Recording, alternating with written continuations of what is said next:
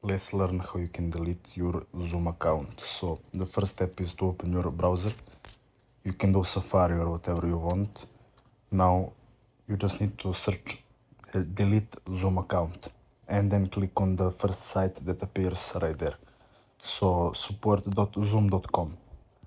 Now you want to scroll down and they will show you the steps you want to do to delete your account. So the first step is to sign in to Zoom web portal.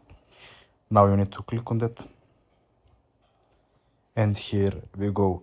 Now this will transfer you to account profile page. You just need to scroll down, and as you can see here, you will see terminate my account option. You need to click on it. Here you want to click send code first, so they will send you a code to your email you have connected to your Zoom account, so they see it's you on account and not someone else.